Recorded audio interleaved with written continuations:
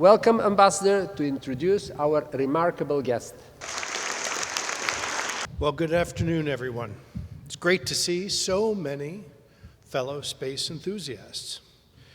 Let me first recognize our co-hosts and partners, Sofia University, the Atlantic Club, and the Students' Diplomatic Club.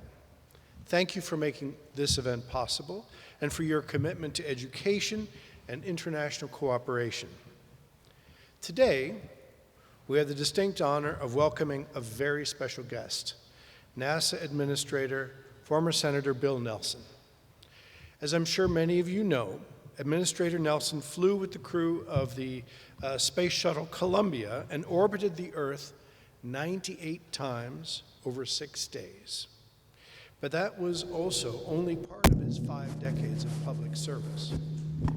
Administrator Nelsъn also served for 18 years in Congress, where he was a leader in combating climate change, encouraging STEAM education, and shaping foreign and space policy. Administrator Nelsъn's visit to Bulgaria underscores the vital role of international cooperation in space exploration. Its challenges and opportunities are shared by all humanity, and the collaboration required amongst nations fosters peace, understanding, and mutual respect. The United States knows Bulgaria has proven an important partner in that process. By signing the Artemis Accords last year, Bulgaria joined 44 other nations in committing to shared principles of exploration and use of outer space. What will your role be in that expanded cooperation?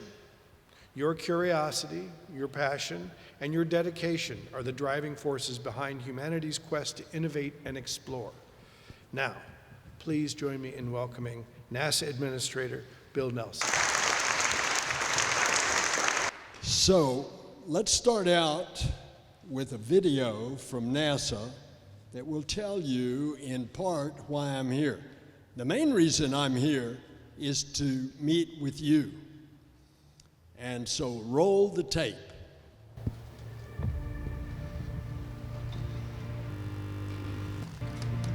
As you orbit the Earth, I did not see racial division. I did not see religious division, and I did not see political division. I saw that we are all in this together as citizens of planet Earth. 3, 2, 1. Boosters in ignition. And liftoff of Artemis 1. We go to space to improve life here on Earth. And the way to do that is together with international partners. I've seen time and time again a truth that space unites peoples of the Earth, unites nations like few other things can. It builds partnerships and it deepens old partnerships. Discovery is good for diplomacy, and diplomacy is good for discovery. New things are possible. More things are possible because we're going together, and we're going together as nations now more than ever before. Here at NASA, that portrait has never been brighter because we're going to work together through Artemis. We're going back to the moon. We're going back to learn, to live, to invent, to create as international partners in order that we can go to Mars. Our family of nations is as large and as strong as ever, and it's growing by the day. We're going to study the climate. We're going to do science like it's never been seen. We're going to go deeper into the heavens than ever before. We go to space to learn the secrets of the universe, yet in the process, we learn about something else. We learn about ourselves. By working together up there, we're not only going to benefit life down here, but we're going to model what planet Earth and our citizens can be, and that is working together. Nations united in the quest for knowledge, in the cause of discovery, and in the name of peace.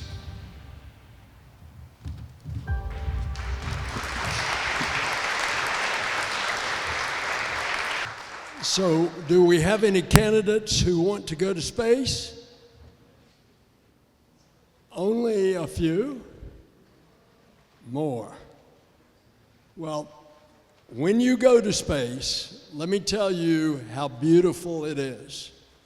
As you orbit the Earth every 90 minutes, you look back and it's this colorful creation suspended in the middle of nothing. And space is nothing, and there's home. Home is the Earth. And it's incredible what you can see from that altitude as you orbit. You can see, for example, with the naked eye without a telescope, you can see, for example, the color contrast in the upper Amazon region where they're destroying the rainforest. And then in the same window of the spacecraft, I could look to the east to the mouth of the Amazon River, and I could see the result of the destruction upriver of the trees. I could see the silt that was going for hundreds of miles out into the Atlantic. Coming across Madagascar, this is when I flew early in the space shuttle program 39 years ago.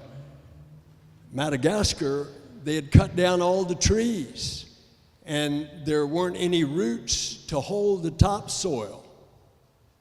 And as a result, the rains came, the water ran over the soil, it took the soil because there were no roots in the plants and the trees, and it ran down all the rivers, and from space I could see that so clearly, because there at the mouths of the rivers, all of that silt coming into the bright blue waters of the Indian Ocean. I'll repeat what I said at the outset on that 2-minute video. I flew as a politician. I was a member of Congress when I flew. And what I saw was an incredible perspective for a politician. What I saw was, I didn't see religious division, and I didn't see racial division, and I did not see political division. What I saw is we're all in this together as citizens of planet Earth, which has informed my nearly 5 decades of elected public service, and which in large part is the reason that I'm here right now, to come talk to you, the Artemis generation, about the future of the golden age of space exploration. Now, why Artemis? Well, a half century ago, we went to the moon. It was Apollo. Apollo was, in Greek mythology, the son of the chief god, the mythical god Zeus. And Apollo had a twin sister, and that was Artemis. And so we go back to the moon now, not to go to the moon. We did that 50 years ago. We go back to the moon in order to learn what we need to know and develop the new technologies in order to be able to go to Mars and beyond. And it's in your generation that we will be going to Mars, the Artemis generation. And by your very presence here today, you all are interested in matters of space, and that means science and technology and engineering and mathematics, but it also means human relations and working with other peoples in a peaceful way, in the exploration of space in a peaceful way. And so I want to encourage you. Now, I want to take your questions, but before I do, let me just tell you that there are so many things. I keep, by the way, trying to move because I can't see some of you because of the cameras, so I'm going to keep moving back and forth. There are so many things that are going on right now. It's not just human spaceflight. It's also all of the scientific research.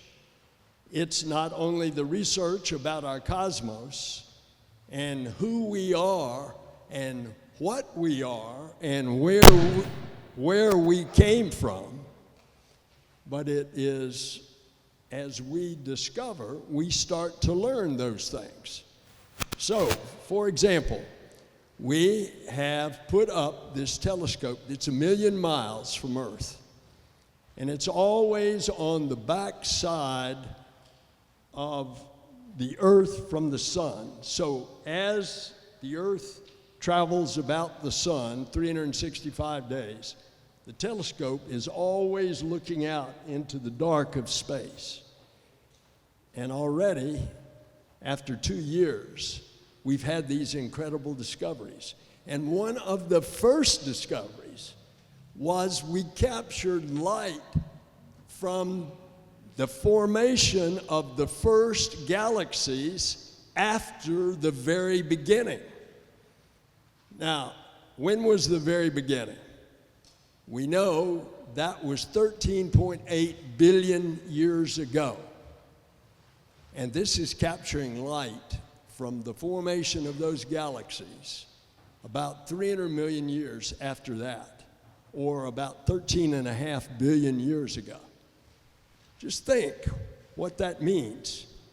Light travels at 186,000 miles per second, and the light of those galaxies we have now captured has been traveling to our telescope for 13.5 billion years. So you can imagine the distance, and the distance is something that is hard for me to comprehend. But that's what the universe is. The universe is not just what Galileo and Copernicus had to fight to share their beliefs, that no, everything didn't revolve around the earth. Actually, the earth, according to those two, the earth revolved about the sun. And then we found that we're in a solar system of number of planets that orbit the sun.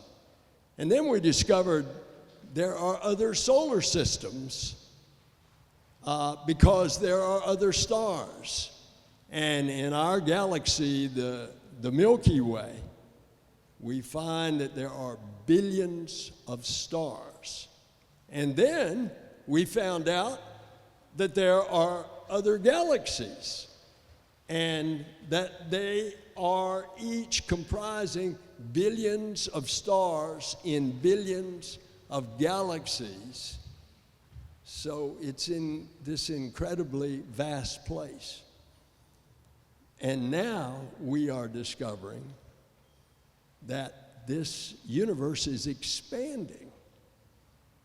And some of it may even be contracting, particularly when two galaxies suddenly combine, as we are getting pictures back from the Webb telescope of that.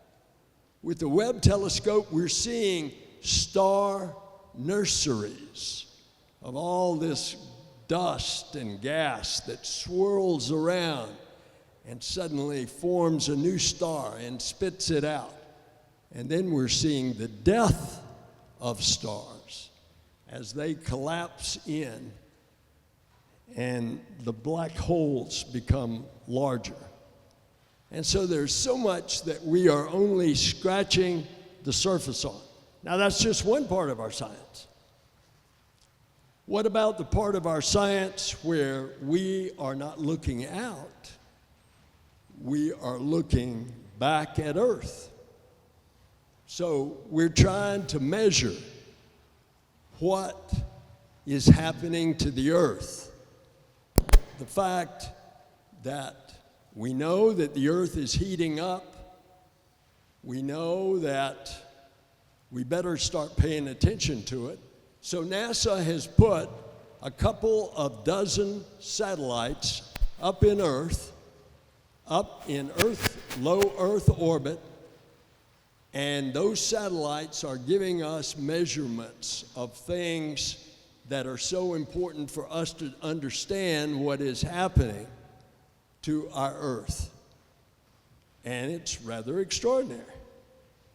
I could see that when I flew in space. I could see how we were messing it up. In the Amazon, as I told you, what I saw over Madagascar. But we've continued that. And as the Earth is heating up, it's having an effect. We are measuring that right now. And you don't have to be a NASA scientist to get that information. If you've got a computer and you can get on the internet, just go to earth.gov, and you can get real-time this information of what's happening to the Earth. What's happening not only to the temperature of the oceans, the level of fresh water in the lakes and the streams and the reservoirs, the rivers. You can find out what is the accumulation of the greenhouse gases, carbon dioxide in particular, and methane. You can even find where are the sources of methane that are being emitted, not only from the Earth, but from industries. All of this is available to you as students. And our science keeps going on and on and on. And I have only scratched the surface of telling you what we are doing. It is exciting. And this is a golden age of space exploration. And you all are going to be a part of it. And that's what I wanted to come here, to Bulgaria. This is the first time I've been to Bulgaria. I know of your interest. When I met with the president this morning, I told him this. As a matter of fact, the president had two students, that one was president for the day and the vice president for the day. The young lady was the president for the day, and the young gentleman was the vice president for the day. And they were in this meeting with cabinet officials. And I told the president that I came here not necessarily to see him, but to see you. And lo and behold, he had students right there in the meeting with him. So I want to encourage you. This is an exciting time to be involved in the space program. And Bulgaria has every reason to have a space economy, and it will help develop jobs, and it will also enhance your economy. So I'm going to stop right there, and I want to take your questions. You can ask me anything you want. I'm happy to do it. Fire away. Who's first? Gentleman there. Thank you. First of all, I want to thank you for coming here, meeting us all in Bulgaria. I hope you enjoy your stay. My question for you is really simple. What do you expect is the most breathtaking achievement we will witness in space in the foreseeable future? Soon to follow are two more telescopes that will tell us even further detailed clarity of being able to determine if there is life, if there is a similar kind of planet to planet Earth. So the next one is in a couple of years, and that is called the Nancy Grace Roman Telescope, and it will further help us identify exoplanets, which are possibly habitable planets. But a follow-on to that in about the year 2040 is the Habitable Worlds Space Telescope. And it will particularly zero in on what is a planet circling its sun or star that is not too close so that it's too hot, not too far so that it's too cold, and that has the chemical composition for life. And I think we will be able to determine that. Not to get there, because even if you could go the speed of light, 186,000 miles per second, which is far beyond our imagination of being able to go right now. But even if you could, just think it would take you hundreds of years to get to some of these stars at the speed of light.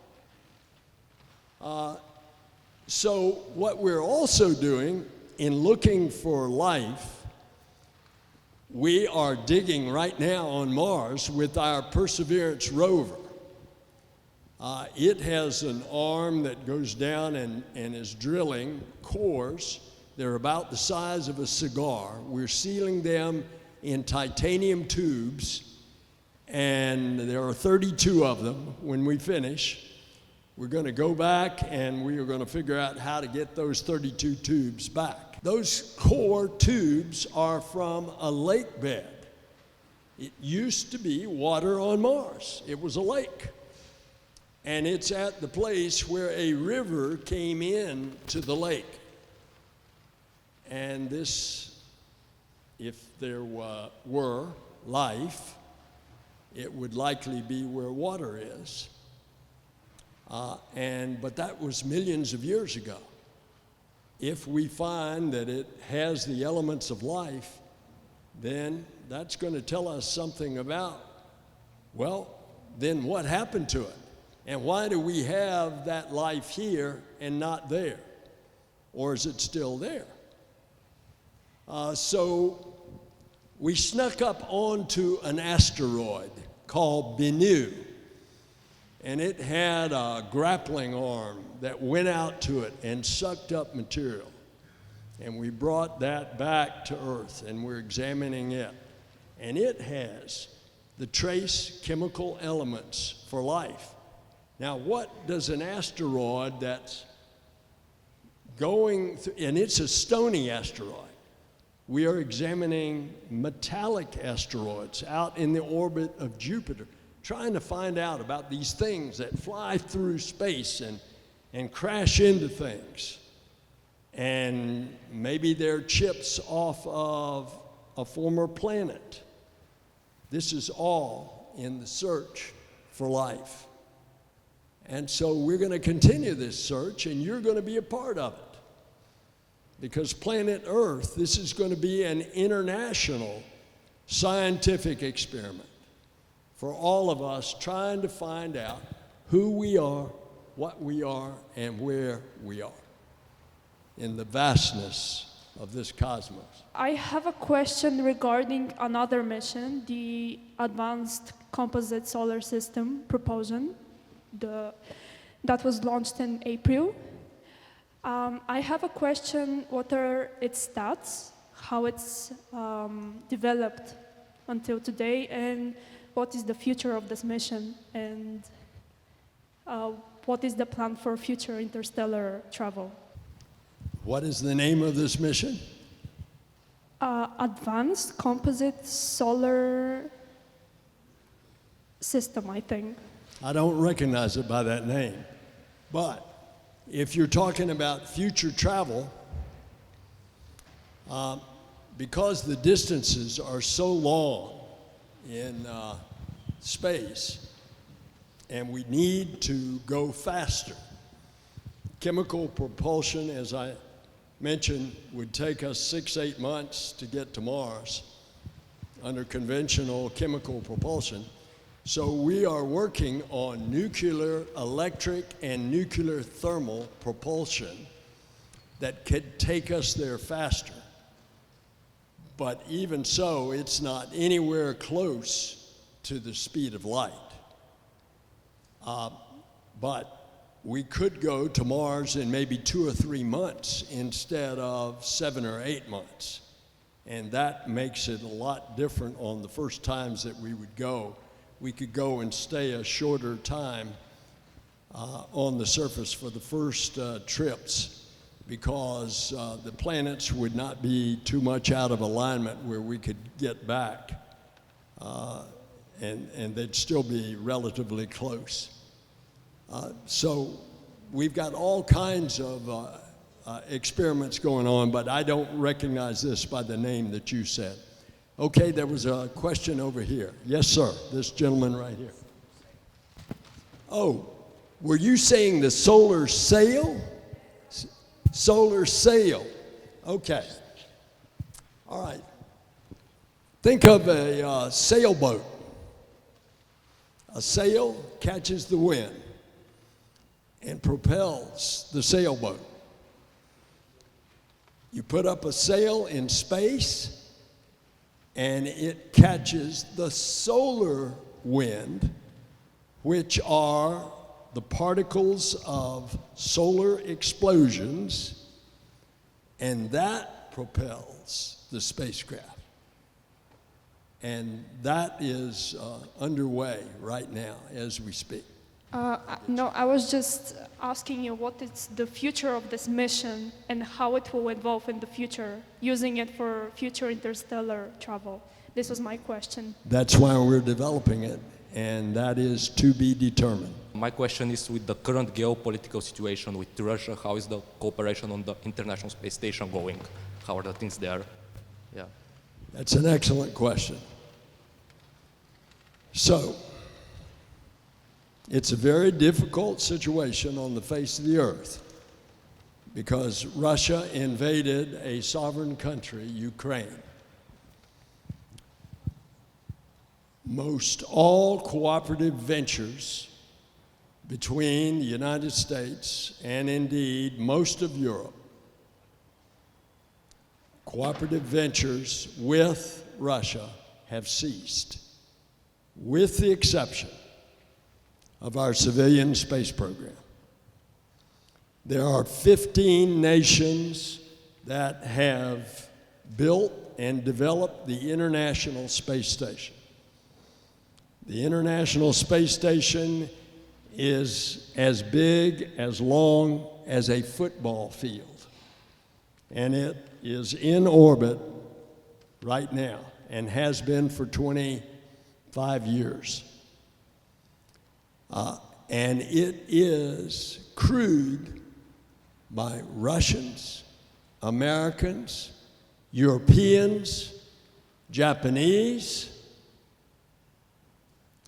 and all these nations have come together, particularly the Russians, starting with the Soviets, because this cooperative venture started between the Soviet Union and the United States in the middle of the Cold War, 1975, when the two nations said, we're going to try something that is peaceful.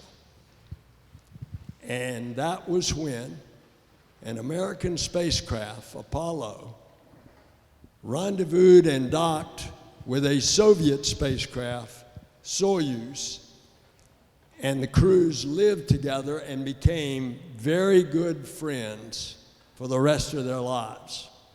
That started the cooperation between the Russians and the Americans. The Russians built the first station. Then they had a second station called Mir, M-I-R, and then they invited us to bring our space shuttle and dock with the Mir space station. And because of all that experience, then the two nations decided to build this space station.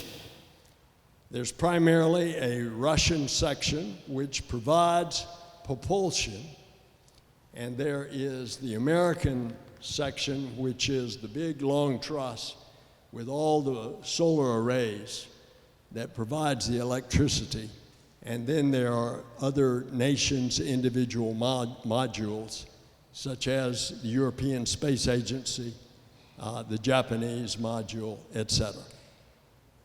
Of nations of the world that are conducting science research on the space station, there are 116, and that list is growing. And so, as I said in the video, the civilian space program is one of the unique things that we can come together in unity instead of splitting apart, as is so frequently the tendency of us earthlings to do.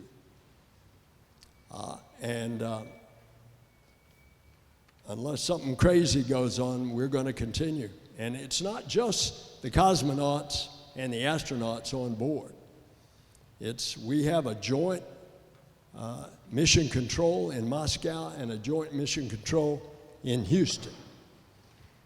We train Russian cosmonauts to fly on the SpaceX Dragon with us, and they train our astronauts to fly with them on the Soyuz. So we always have integrated crews. And as difficult as the situation is on the face of the earth because of Putin's invasion of Ukraine, we have not missed a beat between astronauts and cosmonauts on the face of Moscow and Houston, as well as in space on the space station. So thank you for your question. Next question. I'm still looking for a young lady. There you go. I want to ask you whether any of NASA's plans will survive if Project 2025 is implemented. Would you repeat that, please? Project 2025, which intends to politicize all professional agencies in the United States. If that project is implemented, will any of NASA's plans survive? Okay. All right, you're talking about what has been spoken about in the American presidential election right now. Yes. Let me just say this, because I'm not getting into politics, Oh, but sorry then. I can tell you what my politics is. Joe Biden is my friend. Kamala Harris is my friend. I serve with both of them in the United States Senate. When I went to the Senate as a young senator, Joe Biden was the chairman of the Foreign Relations Committee, of which I was a member. Kamala came much later as a new senator from California, and I served with her. And they are my friends. I'm here today because of President Biden. As a matter of fact, I did not seek this position. He, of course, knew my background as an astronaut and as the chairman of the committee on space in both the House of Representatives as well as the Senate. And he said, I want you to head NASA for me. And I said, Mr. President, you don't mind if I go and share this with a lot of people all over the world? He said, have at it. So that's why I'm here. My question was going to kind of be related to Project 2025, the relationship that one of the candidates has with a private company, or company's owner in space. But I think the more important question here is, how do you see Artemis, and how do you see foreign states such as Bulgaria? What is the role Bulgaria could play in Artemis? And how can the Bulgarian space economy benefit from that Artemis program in addition to already expanding its collaboration with other European states in ESA? Thank you. What is happening as we speak is business on the face of the earth is going up into space. there will be the creation of a whole space economy, and there already is quite a bit of that. As a matter of fact, tomorrow, right here, I'm going to visit a satellite manufacturing plant. And that's an example of a new space economy that 20 years ago we did not have. And so that's only going to grow, and Bulgaria ought to be a part of it. And in addition, I talked to the president today, your president, the Bulgarian president. I talked to him about you ought to consider a Bulgarian flying with us in the American program to the space station and being a part of the international crew for a couple of weeks or so. So I think there's unlimited opportunity in a space economy for Bulgaria. For that matter, for every nation, there's an opportunity. Because things are not just going to stay here on the earth. They're going to space. Yes. All right, you guys in the back, I may have missed some of you. Anybody got a question back here? Look, I hear a lot of plans about going to Mars, but are there any plans about going to Venus or that? Well, now you're getting way on out there. But it's very interesting that last week we launched a Falcon Heavy rocket with a $5.5 billion spacecraft called the Europa Clipper, and it's going to the vicinity of Venus, to one of Venus's moons. And the moon is called Europa. Now, why do we want to go to a moon of Venus? Because we think there might be life there. Because it's so far away from the sun, it's very cold. And so all of its surface is ice. And this is an ice cap about 1.5 kilometers thick. And underneath the ice is a warm ocean. And if there's water, there might be life.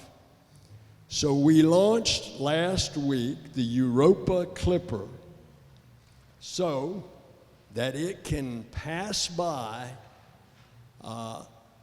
this moon of Venus several times, take readings, and the instruments are so delicate and calibrated that they can tell us if there is microbial life down in that ocean.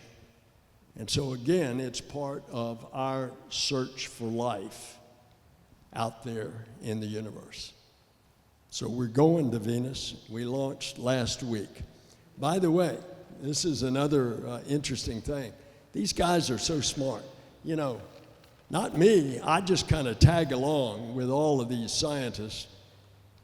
They figure out how you can launch with the degree of pounds of thrust that you have on this rocket called the Falcon Heavy. And it doesn't have enough thrust to go straight to Venus.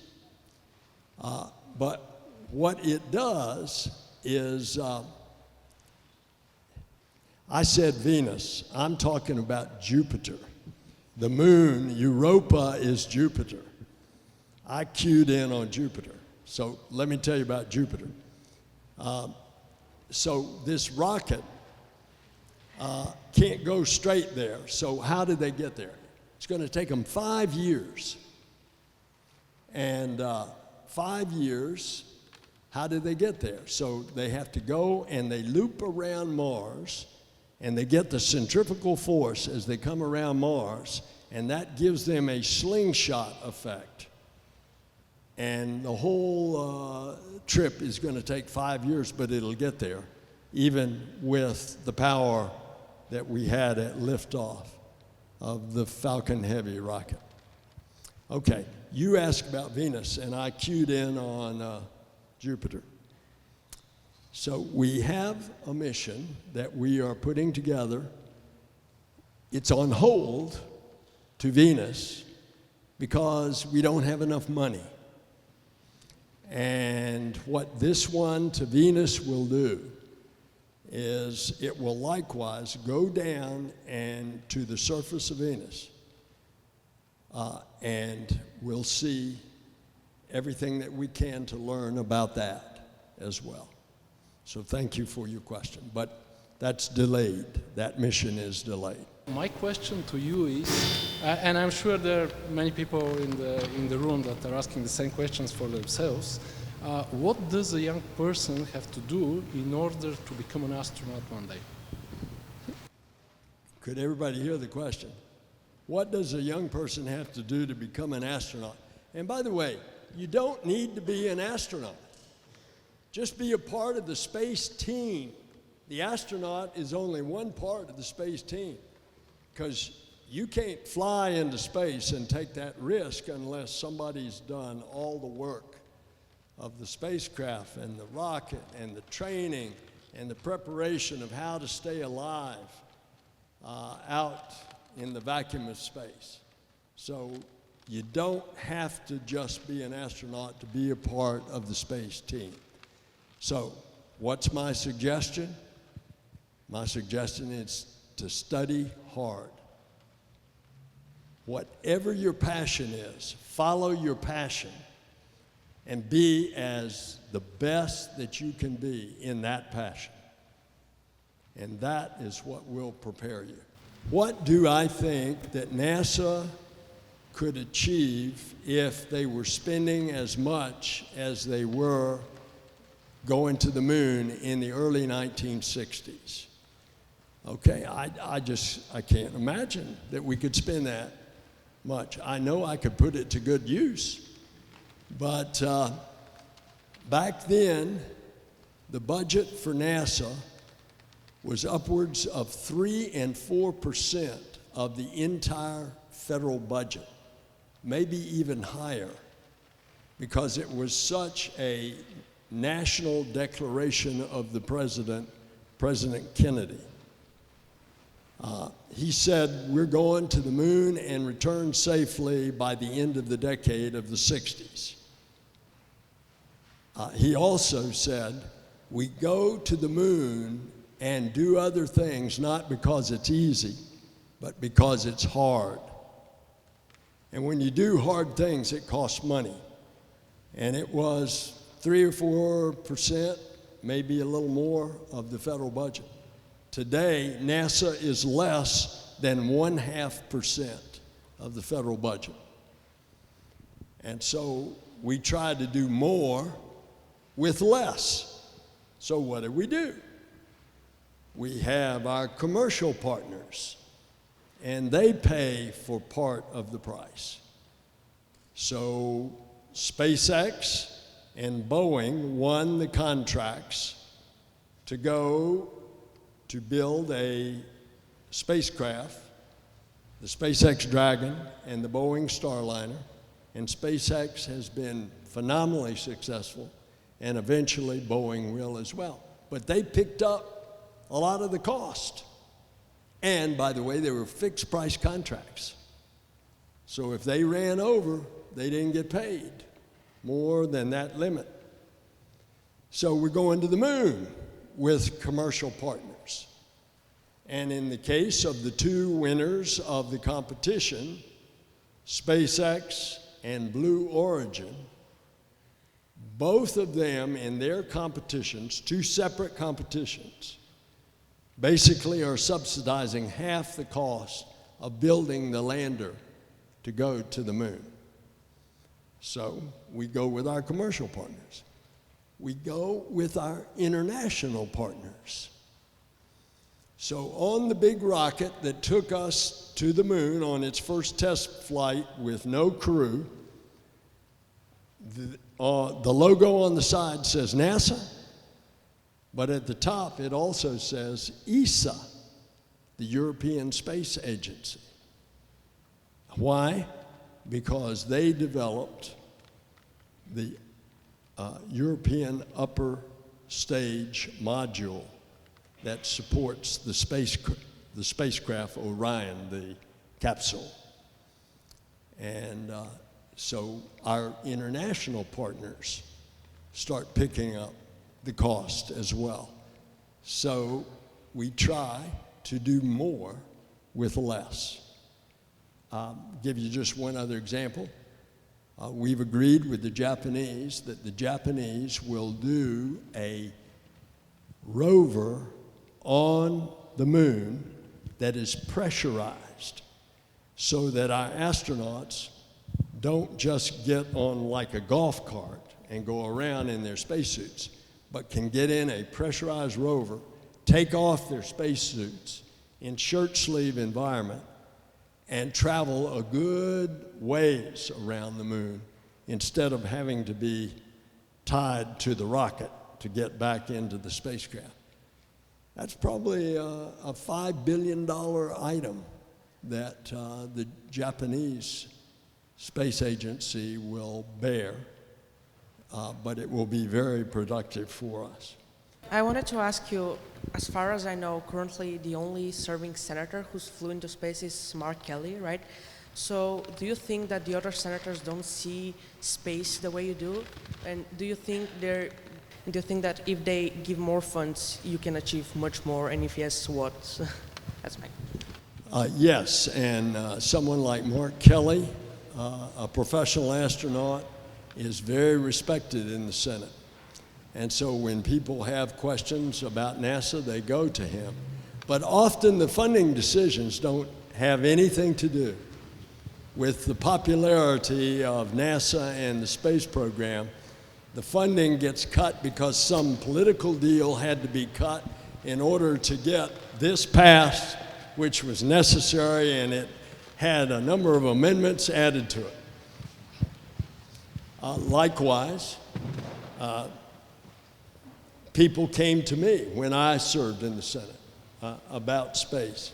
But you can imagine the deference to someone like John Glenn when he was a senator from Ohio, a real hero as the one who blazed the trail for everybody else in America. And so, yes, their role is huge, but that doesn't always guarantee the funding that you were talking about. Yes, ma'am. First of all, thank you very much for being here. It's a huge pleasure to have you in Bulgaria. My question is, how does NASA approach the challenge of balancing long-term mission planning with the rapid evolution of technology so that it not only meets the operational demands of future missions, but also leverage cutting-edge innovations available at the time of launch? NASA is a research agency. We are constantly trying to develop new things that are improved. Obviously, you have to use what you've developed because of the considerations of money. But take, for example, the spacesuits that we use now. When we do spacewalks on the space station, those spacesuits are not going to be suitable for walking on the moon. And the old spacesuits 50 years ago that the astronauts used for the moon need to be, well, it's old technology. So we take the new technologies and we try to implement with as much new technology as we can. Give you another example. NASA, the first A in NASA is aeronautics. So we are an aviation research organization. So we are developing an airliner. First of all, we're doing the research on electric propulsion for aircraft to try to hold down emissions of fossil fuels. But we are working now with the Boeing company on reducing the consumption of aviation fuel by 30% on an airliner that is the most used commercial airliner, the size of a Boeing 737 which is a mid-range, single-aisle aircraft that people use all over the world. If we can save 30% because of a redesign of the wing and the larger fan jet engines by placing the wing on the top of the fuselage instead of on the bottom, you can get a larger fan jet engine, save 30% of fuel. Think that would be revolutionary if you could save 30% of jet fuel. We're working on the electric as well. And by the way, it won't be too long that you'll see electric aircraft that will be used on short hops, not only intra-city and intercity, but even on short hops out to, from a hub airport out to a regional airport. That's coming very shortly. There are a number of prototypes that are already flying. Yes, sir. My question to you is, with the advancement of technology, do you believe that we're going to continue seeing the exponential growth of technology so that we can become an interplanetary civilization? And could we see soon the prospects of having an outpost on the moon or maybe other planets? Yes to your first question, no to your second question, and yes to your third question. And by that, I think it's going to be a while before we see interplanetary space travel by humans because of these distances. As I mentioned earlier, I think that by 2040, we will have humans going to Mars. And, but Mars is one of the closer of the planets. It's going to be a long time before we get them going further than that. But this is the golden age of space exploration. The telescopes, the Earth observation, the human travel, the aeronautical research, all of this combined. SpaceX achieved a great feat by managing to land a rocket without damaging it, and therefore it is reusable. Is that technology going to be used by NASA in the Artemis program? And my second question is, one of the possibilities for reaching Mars for NASA is to establish a permanent base on the moon, as I know, in the Artemis program. But that is a great feat that is going to be very expensive, very difficult. Do you plan on collaborating with other national space agencies of other countries to achieve that? Right now, we do not think that we are planning a permanent base on the moon. We think we will come and go. We will set up a research station so that when our astronauts are not there, it can be done robotically. And I think that's a logical way of doing it. Until we have rockets that can go frequently to the moon, and for that matter, to Mars as well, it's going to be hard to have a permanent base. I think the first time we go to Mars, if we have to stay on the surface for 1 or 2 years before we could get back, for the planets to be in alignment that we could get back in 6 or 8 months, that's almost a permanent base. Did you see the movie The Martian with Matt Damon? By the way, it is not out of the question that you can grow potatoes on Mars. And the reason I say that, I have seen plants growing in lunar soil at one of our universities. The lunar soil that we brought back 50 years ago that was then distributed to this university. And the university is actually growing plants in lunar soil. So Matt Damon wasn't too far off on potatoes. I'd hate to have to just eat potatoes, nothing else, but he did it. All right, you had what was your first question? Yes. Okay, the question was, the rockets that come back on SpaceX and you see that they're landing, will they do that going to the moon is the question. And the answer is yes. As a matter of fact, there was a test of that new rocket just last week. And what it did, it had two stages.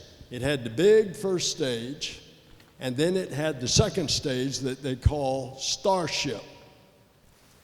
Both of them landed in a simulated landing. In the case of the first stage, it came back to the launch pad, and the chopsticks, the big arms, came and grabbed it, and therefore they can use it again instead of throwing it away. In the case of the Starship, which ultimately is like the ship that will land on the moon, they took it over into the Indian Ocean, and they did a simulated landing of the Starship in the Indian Ocean. And that was only their fifth try of launching this massive new big rocket.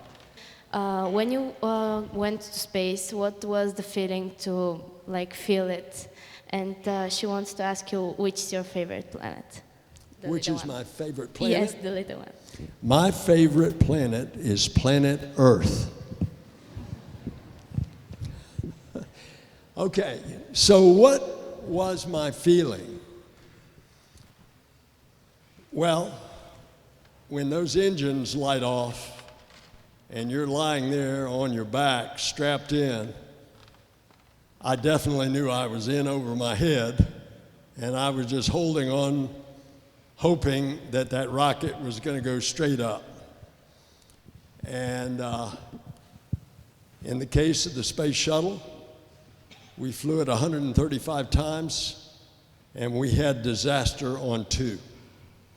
And we lost 14 astronauts on those 2 space shuttles. It's risky business. But we learned a lot from that. We made mistakes that should have never been made, human mistakes. And we are trying very carefully now, as we do these new rockets that are going different places, in this case to the moon, to be much more safe. What did I feel? A sense of wonderment as I look back at Earth. I mentioned that at the outset. I mean, it's this colorful creation suspended in the middle of nothing, and it's home. You can imagine the ecstasy of Bill Anders, the first time a human crew had gone to the moon in Apollo 8, and they had orbited the moon. They did not land. And on their fourth revolution of the moon, they're coming from the far side of the moon, and they're coming around the side, and the spacecraft is oriented where the window is looking, and he looks up, and there is Earth, and it's rising over the lunar surface. And he's just these shouts of ecstasy. Where's my camera? Where's my camera? I've got to take this picture. And it is that iconic picture of Earthrise.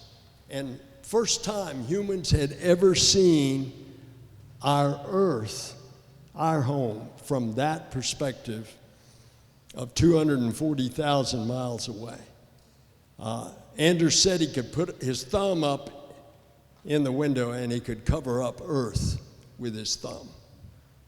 And that's what it looked like. And so the answer to your question is there's a lot of ecstasy when you go out into space and look back at Earth. All right, final question. In a realistic way, how would I go about getting a role in the Artemis program after I finish my education? Okay. Start right here with your studies. Take subjects, if this is your passion, take studies that will prepare you. Maybe down the line you might be the Bulgarian astronaut, or in the alternative, maybe you will work in a Bulgarian industry or another international industry that would be involved in the space. And remember I said that the astronaut is only the one that is visible. The astronaut doesn't get there without the team. And the team is a vast, extensive area of people who design, build, create all kinds of things in order to support human life in that very difficult environment. And so I just encourage you. So I did not see anybody go to sleep. So thank you for being interested in this topic. I'm sure you have just catalyzed the road of the next Bulgarian to space. But I want to mention a piece of history. In 2003, 21 years ago, you were senator, weren't you? And you, senator, ratified in the American Senate Bulgaria's membership in NATO. I want to thank you very much. In recognition of our past and with hopes for our future, I want to give you a small memorial plaquette of the Atlantic Club of Bulgaria. We shall tell you the story after that.